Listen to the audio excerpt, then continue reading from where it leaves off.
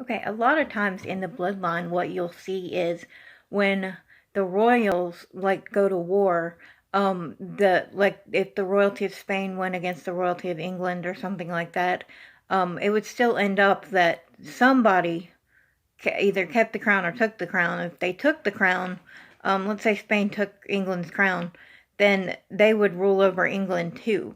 Well, things like that have happened in the past, and it's basically been where the people that lost the throne could marry back into it or do different things, or their kids could marry back into it.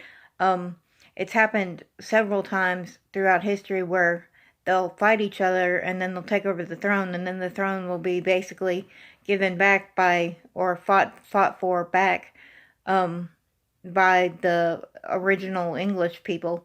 Um, but anyway, I don't think the royalty is going anywhere, because I believe that somewhere way down in the back of all of this, they are all related.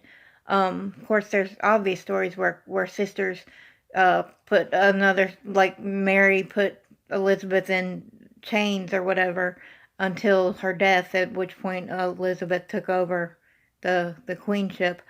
But because Henry VIII had no kids, or had no boys um, that could take the throne. But I believe that they were able to take the throne, even though it wasn't heard of back then, because they still could prove they had the bloodline. But I think this has been going on for a long time. I do think they're Illuminati. I think even when they're not under the crown, I think that they kind of spread out to where they take over properties and things like that. But it's based on being a part of the bloodline, and they don't want that to disappear.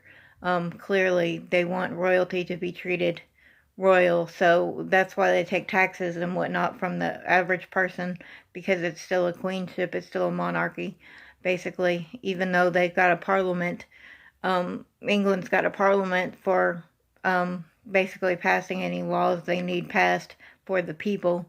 But I don't think, I think this is a good thing, but I don't think the Queen of England will give up her crownship. Um, and I think it's a good thing, because that way the Antichrist can't appoint the 10 kings over the whole earth. So I think it's a good thing that Queen Elizabeth wants to keep her queenship.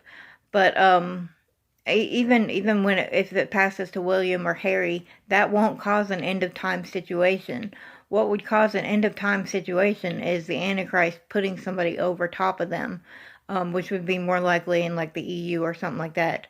Um, but as far as I know, the people are not for that. I hope they're not for that, because that creates, you know, a situation where the Antichrist can take over and place people where he will, and that would be fulfilling prophecy right there. If the Queen of England and the monarchy dissolves, like they're saying that the people were unhappy and they wanted the monarchy dissolved. Please do not dissolve that monarchy, because that's part of not being one of the 10 kings and mentioned in Revelation.